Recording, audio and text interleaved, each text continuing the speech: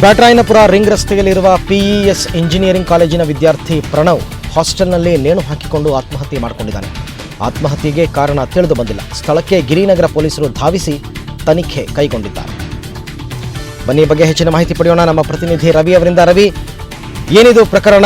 ಯಾತಕ್ಕೋಸ್ಕರ ಈತ ಆತ್ಮಹತ್ಯೆ ಮಾಡಿಕೊಂಡ? ಇವರ ಫ್ರೆಂಡ್ಸ್ ಏನಾದರೂ ಮಾಹಿತಿ ಕೊಟ್ಟಿದ್ದಾರಾ? ಖಂಡಿತ ಅರವಿಂದ್, ಅಂದ್ರೆ ಮುಖ್ಯವಾಗಿ ಪ್ರಣವ್ ಅನ್ನೋ ಈತ 22 ವರ್ಷದ ಯುವಕ. ಬಿಹಾರದ ಪಾಟ್ನಾ ಮೂಲದಲ್ಲಿ ಈತನ ನೆಲೆ. ಇಲ್ಲಿ ಏನೋ ವಿದ್ಯಾಭ್ಯಾಸಕ್ಕೋಸ್ಕರ ಇಲ್ಲಿ ಕಳೆದ 1.5 ವರ್ಷದಿಂದ ಏನು ಬಂದಿದ್ದಾನೆ. ಪಿ ಎಸ್ ಕಾಲೇಜಿನಲ್ಲಿ 3ನೇ ಸೆಮಿಸ್ಟರ್ ಎಲೆಕ್ಟ್ರಾನಿಕ್ ಅಂಡ್ ಕಮ್ಯುನಿಕೇಶನ್ ಓದ್ತಾ ಇದ್ದಾನೆ. ಜೊತೆಗೆ ಅಂದ್ರೆ ಬಿಹಾರದ ಆಗಿರೋ ಕಾರಣಕ್ಕೋಸ್ಕರ ಇಲ್ಲಿ ಹಾಸ್ಟೆಲ್ ನಲ್ಲಿ ತಂಗಿದ್ದಾನೆ. ಇದಂದ್ರೆ ಫ್ರೆಂಡ್ಸ್ ಮತ್ತೆ ಪೊಲೀಸರ ಪ್ರಕಾರ ಈತ ಒಂದು ಮಾನಸಿಕ ಖಿನ್ನತೆಯಿಂದ ಬಳಲ್ತಾ ಇದ್ದ ಅಂತ. ಆ ಕಾರಣಕ್ಕೋಸ್ಕರ ಕಳೆದ 1 ವಾರದಿಂದನೂ ಅವರ ಸ್ನೇಹಿತರ ಜೊತೆ ಸಾಕಷ್ಟು ವಿಷಯ ಮಾತಾಡಿದ್ದಾನೆ. ಯಾಕಂದ್ರೆ ನನ್ನ ಮನಸ್ಸಿಗೆ ಬೇಜಾರಾಗಿದೆ, ಯಾಕಪ್ಪ ಜೀವನದಲ್ಲಿ ಜೀವ ತಗೊಂಡಿದೆ ಅಂತ ಹೇಳಿ ಸಾಕಷ್ಟು ಕಾರಣ ಕೊಟ್ಟಿದ್ದಾನೆ. ಮತ್ತೆ ಅಂದ್ರೆ ಕಳೆದ 2 ದಿವಸಗಳಿಂದನೂ ಈತ ಕಾಲೇಜಿಗೆ ಹೋಗ್ತಿಲ್ಲ, ಮತ್ತೆ ಹೊರಗಡೆ ಬರ್ತಿಲ್ಲ. ಆ ಕಾರಣಕ್ಕೋಸ್ಕರ ಇವತ್ತು ಬೆಳಗ್ಗೆ ಅಂದ್ರೆ ಆತನ ಸ್ನೇಹಿತರು ಮನೆ ಕೊಠಡಿ ಹತ್ರ ಹೋದಾಗ ಗೊತ್ತಾಗಿದೆ ಅಂದ್ರೆ ಈತನ ನೇಣಿಗೆ ಶರಣಾಗಿದ್ದಾನೆ. ಅದು ಬಳಿಕ ಪೊಲೀಸರಿಗೆ ಮಾಹಿತಿ ಕೊಟ್ಟಿದ್ದಾರೆ. ಗಿರಿನಗರ ಪೊಲೀಸರಿಗೆ ಅಲ್ಲಿ ಬಂದಿದ್ದಾರೆ. ಶವವನ್ನ ಈಗಾಗಲೇ ವಿಕ್ಟೋರಿಯಾ ಹಾಸ್ಪಿಟಲ್ಗೆ ದಾಖಲಿಸ್ತಾ ಇದ್ದಾರೆ.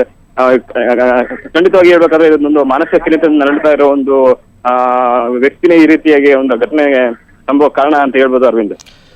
ರವಿ, ಈಗ ಆತನ ಸ್ನೇಹಿತರು, ಈಗ ಅವನ ರೂಮಿನ ಅಕ್ಕಪಕ್ಕದ ವಿದ್ಯಾರ್ಥಿಗಳು, ಇವರಿಂದ ಏನಾದರೂ ಮಾಹಿತಿ ಗೊತ್ತಾಯ್ತಾ ಇದಕ್ಕೆ ಬೇರೆ ಏನಾದರೂ ಕಾರಣ ಇರಬಹುದಾ ಅಂತ ಅಂದ್ಬಿಟ್ಟು?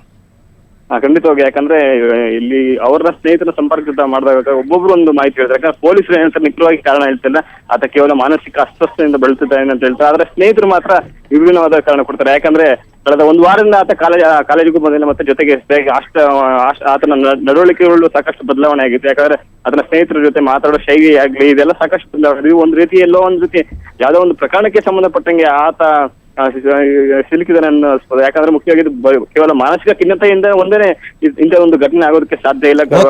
ಓಕೆ ರವಿ, ಧನ್ಯವಾದ ತಮ್ಮೆಲ್ಲ ಮಾಹಿತಿಗಾಗಿ. ಬಳ್ಳಾರಿ ಕಣದಲ್ಲಿ ಅಗ್ರಜರ ಪ್ರಚಾರ. ಗಾದಿಲಿಂಗಪ್ಪ ಪರ ಯಡಿಯೂರಪ್ಪ ಮತಯಾಚನೆ. ಇದು ಬಳ್ಳಾರಿ ಕದನ.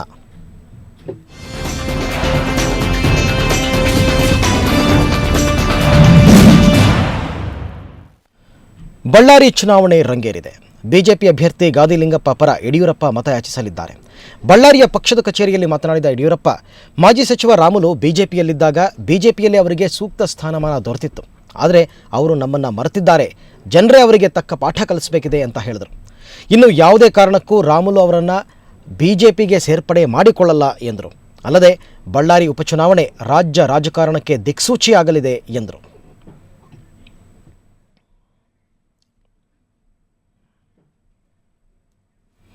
ಬನ್ನಿ ಈ ಬಗ್ಗೆ ಹೆಚ್ಚಿನ ಮಾಹಿತಿ ಪಡೆಯೋಣ. ನೇರ ಸಂಪರ್ಕದಲ್ಲಿದ್ದಾರೆ ನಮ್ಮ ಪ್ರತಿನಿಧಿ ನರಸಿಂಹಮೂರ್ತಿ. ಯಡಿಯೂರಪ್ಪನವರ ಆಗಮನವಾಗಿದೆ ಬಳ್ಳಾರಿಗೆ. ಹೇಗಿದೆ ಬಳ್ಳಾರಿಯಲ್ಲಿ ಯಡಿಯೂರಪ್ಪನವರಿಗೆ ಸ್ವಾಗತ? ಅವರ ಏನೆಲ್ಲ ವಿಚಾರಗಳನ್ನ ಅವರು ಮಾಧ್ಯಮದವರ ಮುಂದೆ ಹಂಚಿಕೊಂಡಿದ್ದಾರೆ?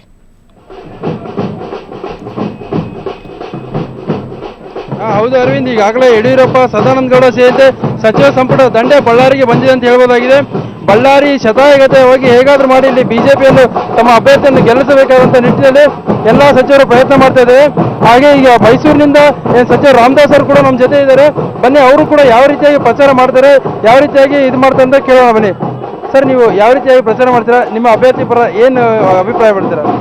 ಈ ಬಾರಿಯ ಚುನಾವಣೆ ನಾವು ಕೇಳ್ತಾ ಇರುವಂಥದ್ದು ಒಂದೇ ಒಂದು, ಹಣದ ಬಲದ ಮೇಲೆ ಚುನಾವಣೆ ನಡೀಬಾರದು.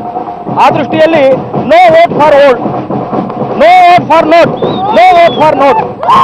ನೋಟಿಗೋಸ್ಕರವಾಗಿ ಓಟ್ ಅಲ್ಲ, ಇದು ಜನರ ಸೇವೆಗೋಸ್ಕರವಾಗಿ ಓಟು ಅನ್ನುವಂಥ ಒಂದೇ ಒಂದು ವಿಚಾರವನ್ನು ಇಟ್ಕೊಂಡು ಜನಸಾಮಾನ್ಯರ ಮುಂದೆ ಹೋಗ್ತಾ ಇದ್ದೇವೆ ಇವತ್ತು. ಜೊತೆಗೆ ಜೀವನದಲ್ಲಿ ವ್ಯಕ್ತಿ ಮುಖ್ಯ ಅಲ್ಲ, ಪಕ್ಷ ಮುಖ್ಯ, ಪಕ್ಷಕ್ಕಿಂತ ದೇಶ ಮುಖ್ಯ. ಹಾಗಾಗಿ ಆ ವಿಚಾರಧಾರೆಯನ್ನು ಇಟ್ಕೊಂಡು ಭಾರತೀಯ ಜನತಾ ಪಕ್ಷ ಮಾನ್ಯ ಯಡಿಯೂರಪ್ಪನವರ ನೇತೃತ್ವದಲ್ಲಿ, ಸದಾನಂದ ಗೌಡರ ನೇತೃತ್ವದಲ್ಲಿ ಕಳೆದ 3.5 ವರ್ಷಗಳ ಕಾಲದಿಂದ ಮಾಡಿರುವಂತಹ ಅಭಿವೃದ್ಧಿಯನ್ನು ಮುಂದೆ ಇಟ್ಕೊಂಡು ನಾವು ಈ ಚುನಾವಣೆಯಲ್ಲಿ ಮತವನ್ನು ಕೇಳ್ತಾ ಇದ್ದೇನೆ. ನನಗೆ ವಿಶ್ವಾಸ ಇದೆ, ಯಾರ್ಯಾರು ಆತ್ಮಗೌರವಕ್ಕೋಸ್ಕರವಾಗಿ ಜನ ಇದ್ದಾರೆ ಅವರೆಲ್ಲೂ ಭಾರತೀಯ ಜನತಾ ಪಕ್ಷಕ್ಕೆ ಓಟ್ ಕೊಡ್ತಾರೆ. ಜೊತೆಗೆ ಹಣದ ಬಲಕ್ಕೋಸ್ಕರವಾಗಿ, ನೋಟಿಗೋಸ್ಕರವಾಗಿ ಓಟ್ ಅಲ್ಲ ಅಂತೇಳಿ ಇಲ್ಲಿರುವಂಥ ಯುವ ಶಕ್ತಿ, ಯುವ ಜನಾಂಗ ಮತ್ತು ಮಹಿಳೆಯರು ತಮ್ಮದೇ ಆದಂಥ ಶಕ್ತಿಯನ್ನು ಪ್ರದರ್ಶನ ಮಾಡ್ತಾ ಇದ್ದಾರೆ. ಈ ಒಂದು ಫಲಿತಾಂಶ ರಾಜ್ಯ ಮತ್ತು ದೇಶದ ಚುನಾವಣೆಯ ಮೇಲೆ, ರಾಜಕೀಯದ ಮೇಲೆ ಪ್ರಭಾವವನ್ನು ಬೀರ್ತಾ ಇರೋದ್ರಿಂದ ಬಳ್ಳಾರಿಯ ಜನ